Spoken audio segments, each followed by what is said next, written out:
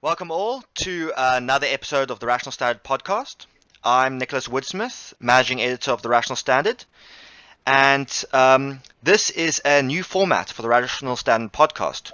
While we'll maybe continuing our previous format of Nicholas Babaya inviting a guest on to discuss a myriad of interesting topics, this is more of a homegrown format. I am joined by three other Rational Standard members, and we'll be discussing various topics this evening. Can you introduce yourselves? Well, my name is Christian van Heijsten, and I'm one of the founders of Rational Standard. I've just got an interest in all the things. We try to make South Africa freer and a better and more prosperous by sharing our ideas and our thoughts and things. Sadly, we don't get listened to as much as I think we ought to. But we're not going to give up, so that's me. Yeah, I am Martin van Staden. I'm the editor-in-chief of Being Libertarian, which is the Rational Standard's parent company, and I'm also a co-founder of RS. My day job is in public policy, just like the rest of them here, I try to convince South Africa that freedom is the antidote to most of our woes, but nobody seems to care. We worry about personality and sensationalism, so we enjoy and deserve most of the suffering we get, I guess. Finally, Mpiaki.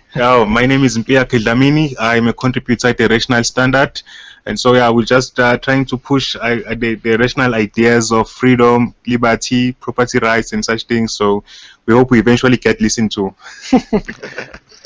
Yeah, I think we are being listened to just by the wrong people. Yep. Lastly, a full introduction for myself. Nicholas Woodsmith, co-founder of the Rational Standard, current managing editor. My day job is writing books about fiction that makes more sense than reality. Yeah. So the topics for this evening is a broad topic, the new dawn. And we're going to be breaking this up into discussing the recent Matric results, Eskom, which is a topic that never dies, sadly, and the Gun Amnesty. Yeah, and that's it. And of course, we're all a bunch of friends discussing stuff, so it's probably going to be breaking into a lot of segues. So I hope you enjoy. So first on the list of topics is the Matric results.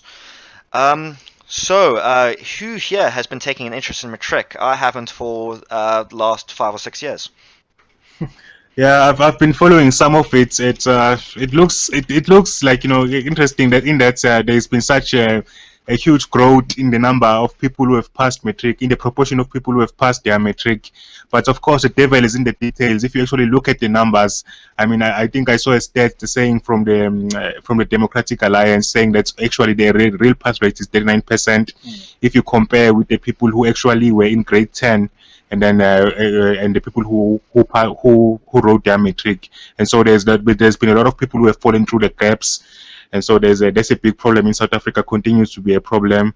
And also maybe just fudging the results in a way, because the standards have been adjusted. That's the term they use, adjusted over the years, and they tend to be adjusted downwards. I don't remember them being adjusted upwards. I literally think one of the standard pass mark now is something like 30%.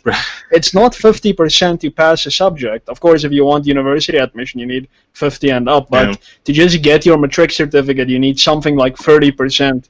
And even then, if you fail, I think I heard about a new policy whereby, or not a policy, but a minister or something instructing their subordinates to just pass children who fail too many times, like to just push them through.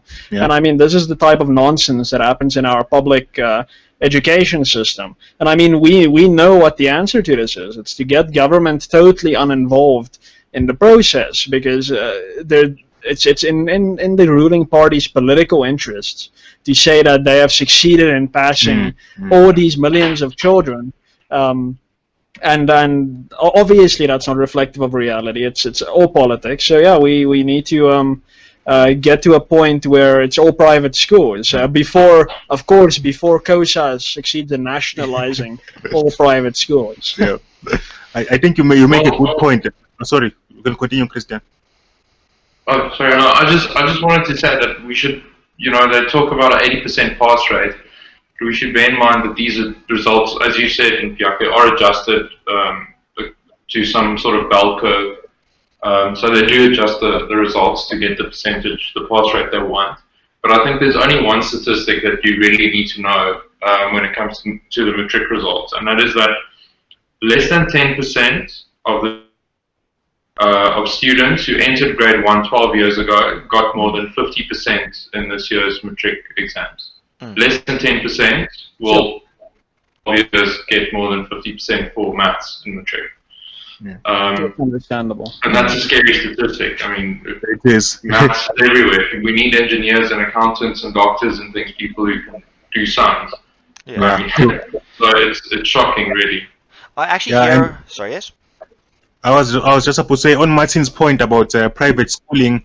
It's actually it solves all of these problems. It solves the quality problem as well as solving the problem of students dropping out. And so, I mean, it's a no-brainer.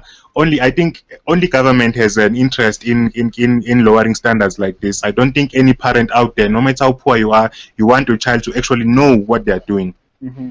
Well, I do actually know from a number of schools in my orbit. Luckily, not the school I went to. Actually, perhaps they may have been doing this without my knowledge. But any person who was not measuring up to pass Matric by grade 11, they were pressured out of the school because they wanted to maintain their own personal pass rate. Sure. And this is why I think I agree with Christian that the only statistic that matters is how many people who enter grade 1 actually get their Matric. I think that Martin and I also share a very skeptical view of modern education. So it's not, for me, though, it's not even about private schooling. It's about a complete reform of how we treat education. Because we don't only want private schools, we want private schools that actually take advantage of the fact that they're private, that they don't have to teach a standardized, incompetent curriculum. They don't even have to teach a curriculum. There should be a free market in how, in competing for what kids want to study, what employers want people to study, and we should just return to an organic approach. Well, not actually return, basically allow an organic growth of what schools should actually be teaching. And the only way to achieve that is a true free market with very little regulation over education.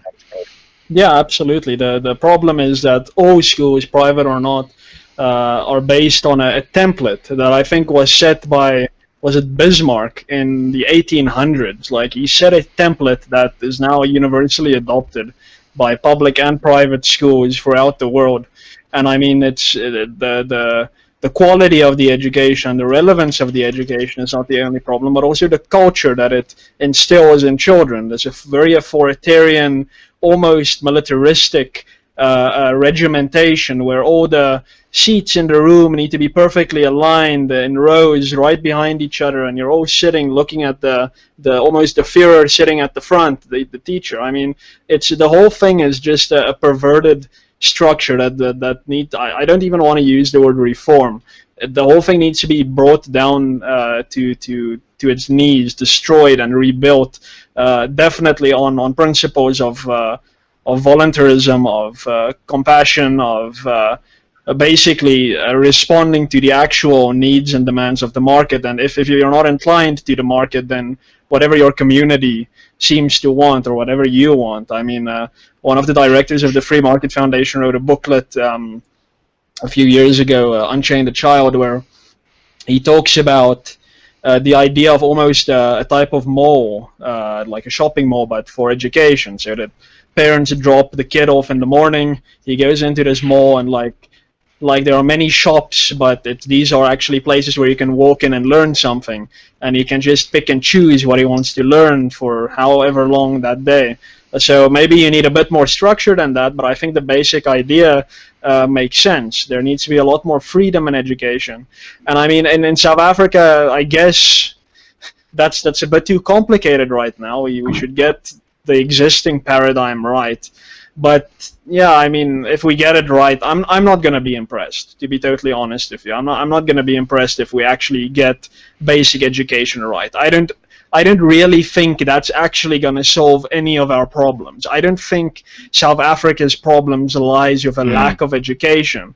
I think our problems are almost exclusively political. Yeah. And that if we solve the political problem in that we deregulate, we have structural policy reforms, then all the other problems will basically solve themselves. Yeah, no, I agree with you. A lot of people tend to think that education is this panacea that's just going to magically fix South Africa because everyone will suddenly become more rational, everyone will vote the right way and things like that. I don't see it like that. I mean, if you look at the West leftists that we have in South Africa, those are people who are the most educated, the academics, and so just looking at that. And also another point that doesn't get made often enough is that the growth of private schooling, just like the growth of private healthcare, actually saves government money. So there's more for them to actually steal. And so if someone would actually make this point to them that, hey guys, you could actually have more money to steal if you just allow people to choose the private option, because every parent, as soon as you get a little bit of money, you take the private route. Yeah. It's such a normie solution to say that education is, going to fix everything. But even if you're a normie and believe that, Martin, you're still right. It's still a political problem, because it's political problems which have caused our education to go down the crapper. Yeah. With the fact that teachers' unions have too much power, and the fact that there's also that we have a standardized curriculum that's so crap and based on political motives, and that's. Apparently the curriculum's gotten even worse since I matriculated, and I don't want to have to look. Any closing statements on this topic? I just want to say, I think, the education system as it exists now, it hasn't really adapted to anything. I mean, the K through 12 system has been with us for I don't know how many decades, and schools originally were founded because parents needed something to do with their kids while they were at work. That's the original purpose of school, not necessarily to educate the child. You think of what you actually learn in school, and you you spend 12 years learning it. You should actually be able to learn more efficiently than that. Yeah. Exactly. But hey, I don't know. I'm not going to say it needs to be torn down because I don't have a solution. So I don't think it's working, but I don't have anything better in mind at the moment. Yeah, I think we're stuck with that. The solution is just to leave it to the private sector. I mean, there are a lot of ideas out there from vouchers and things like that. Leave it to the private sector; they'll find the solution. Yeah, that's true.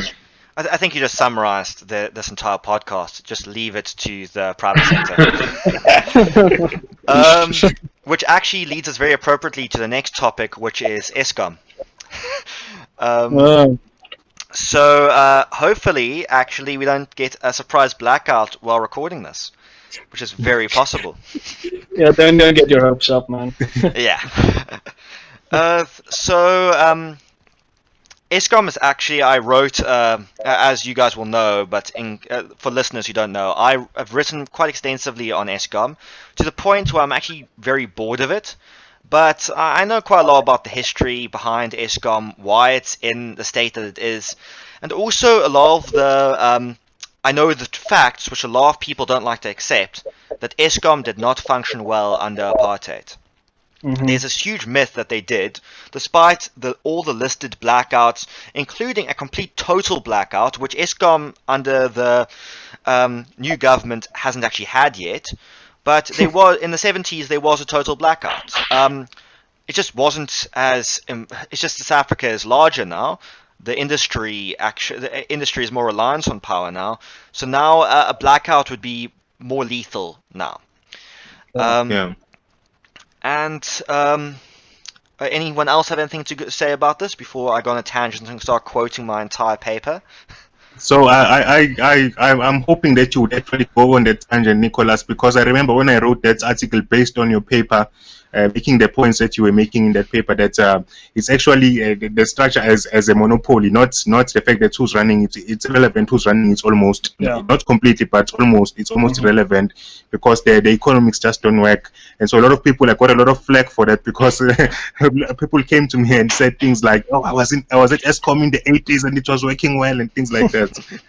So all power to you. Yeah, look, there's this myth about the apartheid efficiency of it. I mean, I tend to just say, okay, fine. So let's assume that in fact it was run so well, and Transnet was run perfectly, and all these other state-owned companies, SAA was just so efficient and professional. The fact that a mere transition in government has led to these companies bringing this economy to its knees is a total vindication of the free market privatization, deregulation argument. Because it doesn't happen in a free market that when a company transitions to new management and it's inefficient, that it just carries on limping along. The thing closes down, they get sequestrated and liquidated and everything, and their assets get sold off. That happens very ruthlessly in the private sector. The courts take no mercy just because this is a company. It gets done. Now, the fact that Eskom may have been well run, but the fact that this monopoly structure, state central structure that it had, is the exact problem we're faced with today. Now, if the very liberal-oriented late 80s NP government just fought this through a little bit and privatized the damn thing, we would absolutely not have this problem that we have today, because the moment there was an incompetent board, they would have been done away with and it would have been replaced. But the mere fact that they decided to keep this monopoly structure is the very problem, and this is rooted in the apartheid centralist thinking. And I hope that some of our followers who are apartheid apologists listen to this podcast and get very triggered by us saying this, because they tend to do. And I mean, apartheid was total socialism. It was so obvious by their own bloody admission, for crying out loud. These people said they weren't capitalists. Please, good Lord. So yeah, it's all rooted in that kind of thinking that we got from those years, and obviously that gelled very nicely with the Leninist thinking of the ANC and absolutely of our future EFF government. Yeah. And also, just to rub it in our faces, it didn't only maintain the monopoly actually had an extremely uneconomical policy that even a monopoly shouldn't have. It made monopolies look bad, which was purposefully producing electricity at a loss. Meaning, yes, South Africa had the cheapest electricity in the world, but but it didn't have enough money to expand its expand its production while it was still expanding its grid. So while demand was going up, they were purposefully having to cut down supply because they refused to charge for a profit. Wow. Yeah, it's like anti-company thinking. It's like they went out of their way to not be a successful enterprise. Exactly. Yeah. And when they tried to privatize under Gear, none of the companies could compete with Eskom's ludicrously low prices, so they were like, oh well, the free market has failed. I'm like, no, you haven't given them a chance to actually do anything yet. It's literally like shooting an athlete in the knee and then saying, oh well, he's has no chance of winning now. Let's return to our steroid runners. Yeah, no, that's exactly the problem. The industry is so regulated. I mean, they're regulating solar panels that you have on your own roof now in some municipalities. Of course, it's going to be impossible, or nearly impossible, for a private company to operate within the current regulatory paradigm. That's why I think when we talk about privatization or deregulation, we were talking about a package deal of liberalization, which means that Eskom needs to be privatized, or at least largely privatized. Like the idea that Eskom can keep like 2 stations that provide power only to very poor neighborhoods, I mean, fine, that's fair enough, make that argument. But you can't then have a hugely subsidized company which now has the pressure relieved off it with real private companies being brought into the fold, but then having it completely subsidized. I mean, everyone is going to want to buy electricity from Eskom because it's going to be so cheap, but they're already paying for it through their taxes, so it's going to be a totally anti-economic phenomenon. But yeah, we mean a package deal. Eskom really needs to be privatized to the extent that anyone wants to buy it, but if it can't be privatized, as you have the private sector, it needs to be liquidated. It needs to be closed down. And a lot of people try to rebut all this by saying, oh, well, but we did have the cheapest electricity, and if the government can provide it cheaper, why don't they? Well, the reason is stage 8 load shedding. And the reason is the fact that apparently a conveyor belt breaking is reason enough to cause rolling blackouts, which is single-handedly, well, not single-handedly, but almost single-handedly destroying the economy. God forbid that it rains. The fact that they don't understand how to use umbrellas. No, that goes to another very important point about the role of markets in price discovery. Price discovery is a very important phenomenon because it communicates to everyone in the market about which resources are scarce and which should be used less, which should be used more, and so on and so on. So if you keep prices artificially low, then suddenly Eskom doesn't make enough money to do maintenance on its plant. Oh, I think we should note that our leadership, the president has said on more than one occasion, Eskom will under no circumstances be privatized. So, and I think he really means it. I don't think he's expecting, there to be some opportunity that's going to come along and they might say, okay, let's use this opportunity, things are looking so bad, the only way out is to privatize. I think even if it gets to that point, they won't privatize. I don't think Ramaphosa is keen on privatization at all.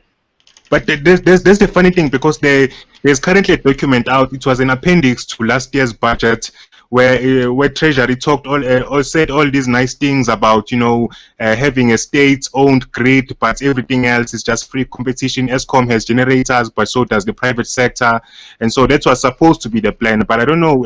So if Ramaphosa is contradicting his own Treasury, then I don't know. I don't know what to make of the man. No, well, look, it's we shouldn't expect this government to have any coherence. But my feeling from the start has been that Ramaphosa has not been a friend to what we believe in. I think he's always and consistently been if not a communist, then he's definitely been a socialist, and consistently so. And this idea that he was our Margaret Thatcher, I mean, was so totally ridiculous from him. And it's even more ridiculous that there are still people who actually believe this. One of RS's competitors, for instance, based in the United Kingdom, actually, is very, very, very keen on President Ramaphosa, and that it continues to baffle me even today. But yeah, I think I agree with Christian that privatization isn't on the cards, but then let's hope that there is some real deregulation at the very least, and that makes it possible for competing coal power stations, private coal power station companies to compete. Because this thing about only getting green energies, I mean, come on, that's pissing in the wind. We need to be serious and really get back to basics of coal. And nuclear if possible, but nuclear itself needs a lot of government money. It's going to be very difficult for nuclear to compete in a cheap coal environment. But yeah, I mean, we need to get to a point where South Africans understand that our crisis has nothing to do with the coal being wet. Our crisis has nothing to do with lack of maintenance, nothing to do with bad leadership. It has everything to do with the monopoly structure. It has everything to do with the regulatory environment. And there's an article, I think, is it in Business Day or something, like, or it's MoneyWeb, I think. It's like Eskom finally has a plan to stop load shedding, and like it's been sponsored for like 2 weeks now. And it's basically, I think they came up with an idea of how to maintain. They're like gonna put some power stations off for like a month and then use the time to repair it and so on. And now you can see the reporter is very excited about this, like that this solution has now been floated and that Eskom really has gotten serious about solving the problem. It's like, my goodness. Yeah. Stop missing the point. No, I just wanted to make one final point on this Treasury proposal that came out last year. In that this proposal is actually linked to the country's sovereign rating, and also to our big bank sovereign rating by extension. And so if if what you guys are saying is true and that this proposal is not implemented, then South Africa is certainly going to be downgraded. And so the cost of capital is going to increase, not only for government, but for everyone, including us, because it's linked to the banks as well. Their rating is going to be downgraded as well. I think, though, that I've just thought of it now, that Eskom is actually serving a very good political propaganda position in the country, because it's keeping everyone in the dark. In more ways than one. Yeah. Any closing statements on this topic? Because I know that I could possibly keep on forever, and I think you guys are the same. Just one last thing. I mean, I think one of the reasons they can't privatize either is because Eskom has 400 billion rand worth of debt. And the moment that they start talking about doing anything drastic in terms of that corporate structure, that debt becomes repayable. And as soon as Eskom goes, well, they start whatever. Apparently all the debt between the state-owned entities are linked in the sense that if one defaults, then all the debt of all the state-owned entities become payable. So that's why they can't let SAA fail either, because if SAA fails, the whole of SAA and the whole of Eskom debt are payable, and obviously the government doesn't have the money to pay it back, which to me is a good thing. I think our only hope is this government going bankrupt, and that's happening slowly but surely. But I think that's South Africa's only hope, is the government running out of money. Yeah, and also Cape and Zulu secession. Dream on. Yeah, well, that comes afterwards. Yeah, it comes afterwards. You're correct. Now onto a topic which I haven't really been paying close attention to, seeing that Eskom is apparently my only area of interest, sadly, is the gun amnesty. So who would like to kick it off with that? I didn't even know there was a gun amnesty until I read about it this week. So I think they had one 5 or 10 years ago, and they had it now, and they make a big hoo-ha about they get a few hundred or a few thousand weapons here and there. Firstly, I don't know if we're guaranteed that those weapons will be destroyed and that they won't end up in the hands of criminals. And secondly, I can guarantee you that none of the gang members on the Cape Flats are handing in their weapons. Yeah. So I mean, yeah, I think it's pointless and it won't make any difference to crime stats. Yeah, I mean, Becky Taylor, the Minister of Police, or what is it, Commissioner General, Commandant, Becky Taylor, whatever he wants to, General, whatever wants to call himself nowadays, he said very explicitly in public, like last week or this week, that their ultimate aim is to make sure that no civilian has a firearm in this country. Now, I mean, how much more evidence does the very Minister of Police need that his own institutions are totally failing to bring about any kind of safety and security in this country, to conclude that yes, ordinary South Africans actually do have to defend themselves? The Commissioner of Police admitted last year in Parliament that the SAPS can't fulfill its constitutional mandate. He said this very explicitly, and Taylor was sitting right next to him, scratching his butt or whatever. It's like, this is one of those things that I don't actually understand the government's angle. Now, if we assume, and I think it's probably a reasonable assumption, that government wants to get all armed citizenry out of the way, that there can be no resistance to tyranny, then it makes sense. But if we assume, maybe a bit naively, that many people in government, like Taylor, actually just want to govern and be a ordinary good government, it makes no sense that they want to disarm South Africans, because crime in this country is out of control. We're the 9th most homicidal country in the world. There's a rape every 4 minutes. Crime is totally ridiculous here, and my foreign colleagues sometimes cannot comprehend it when I try and explain it to them. And they have more guns than we do, and we clearly need them more. It's a matter of human dignity, just as much as it is a matter of human freedom, to allow South Africans to defend themselves. And the most reasonable weapon, and you have to match the criminals who are trying to kill you, is a firearm. And I mean, as you pointed out, no criminal cares about the amnesty. No criminal cares about the gun laws. The only thing that a gun law, gun regulation does is that it makes it more difficult for peaceful people who just want to defend themselves and their family and their property to get a firearm, because criminals simply do not care. And I don't know why this is such a difficult concept for people to grasp. Yeah. I think this is one of those intentions and outcomes things. The government thinks, okay, we're going to take guns off the streets. Our intention is it's going to be safer. It's like saying, my intention when I chop off my own head because I have a headache is to make my headache go away. But it's going to lead to a bad outcome. So they think, once they sign that law, that law into action, that it's, job done now, good things are going to happen. And it's not like that. They don't look at the outcomes of what they're doing. Yeah, exactly. No.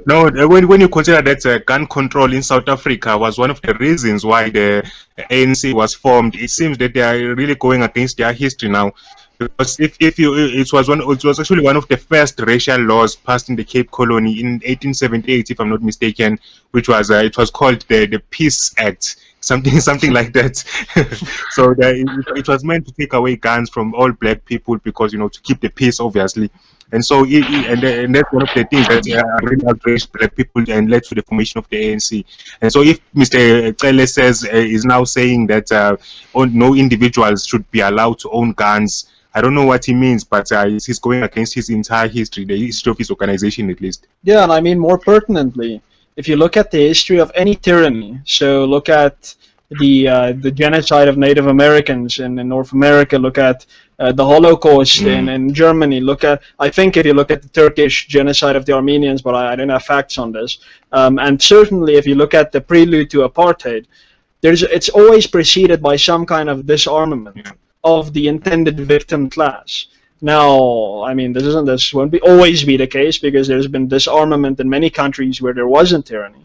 But the fact that every tyranny has been preceded, it's coming. Yeah, no, it's probably coming. But the fact that every tyranny, I think without exception, since guns were developed, has been preceded by a large-scale, lawful, legal disarmament program should make us a bit concerned about what awaits in our future. Yeah. But more than that, and something that actually gives me hope, and I was probably unfortunately surprised by this when I realized it, was that gun rights is actually a very non-racial issue in this country. So property rights is still very racially charged. When you defend property rights, it's often going to be a white guy defending it, and it's often going to be a black guy debating against him. This isn't an absolute rule, but there's a very strong historical thing here at play. But that's not the case with firearm rights. It seems like there's a very broad multi-racial coalition of people who simply want firearm rights. And I remember when I wrote an article in the City Press, and I did an interview on it in Power FM the next morning, there were like 6 callers, all of them were black, and all of them said, what the hell is the government doing trying to disarm us? It's totally failing at protecting us. And I'm sure many of these callers were socialists, but they at least realized that it's important for you to be able to protect yourself, for crying out loud. I think what it is that a lot of people own guns in South Africa. You can get them in the black market, you can get them everywhere. They are relatively cheap compared to land. And so because of that, not a lot of people own land, so there's always going to be that, yeah. And not a lot of people are allowed to own land, which is important, because you have areas like in KZN, in Ngonyama Trust, where people are simply not allowed to own land.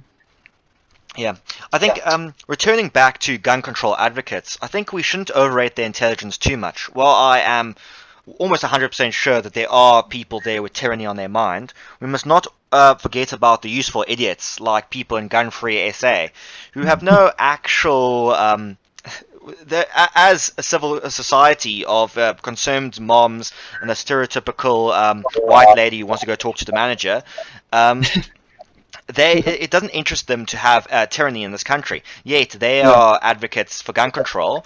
I think they're just stupid. I don't think that they. And this is one of the biggest problems with the gun control debate. Is there's like most debates, is this huge amount of ignorance, which of course is going to be promoted by the useful idiots and the politicians who genuinely do just want control. I do think quite a lot of people in the ANC don't think that they're aiming for tyranny. I think they've just been inspired by their ideological school of thought, and also just by maybe the international left, because the international left tends to be pro-gun control. So the ANC are like, oh well, we're a left wing. Let's jump on top of this boat. Yeah, I mean it's actually one of the weird things about the left. I don't get why they're for gun control. The left, most socialist movements is based on this idea of a revolution, a class war, whereby the poor overthrow the rich, the bourgeoisie. With what? It should be with guns. Why in hell? Why in the Lord's name are the left for gun control? Exactly. By their own ideological standard, they should be very much in favor of giving all peasants of any stripe just as many firearms as they need to overthrow the rich. Yeah. It makes no sense. We should all be for guns. Like, we're all for breathing, we're all for eating, we're all for drinking. Why are we not all for guns? Well, it's interesting. If you make the point to the ANC and say to them, well, in the 60s, you wouldn't have had to go back Moscow for guns and back China if you had been allowed to buy guns in South Africa. Yeah. Exactly. But sorry, yes? Oh, okay. There's a fatal flaw in both of your reasonings, though. That you keep forgetting that the left wing are morons. Yeah, that's part of it. Yes, definitely. So, any closing comments? Cool. It seems that I think that we could actually just sum this entire thing up as regulations bad, privatization good, freedom good, which is probably going to be the conclusion of every single podcast, because unless something really, really weird happens, like every single one of us gets mind controlled or replaced by an android, we're not going to be changing that view. So, thank you for listening to this episode of the Rational Standard podcast. If you would like to follow us on social media, you can follow us on Facebook with our page name being Rational Standard. You can also find our channel on YouTube, which is also called Rational Standard. Our Twitter is @RationalStand, and of course our website is therationalstandard.com. Thank you for listening, and we will see you next time. Bye-bye. Sure. Sure. Cheers.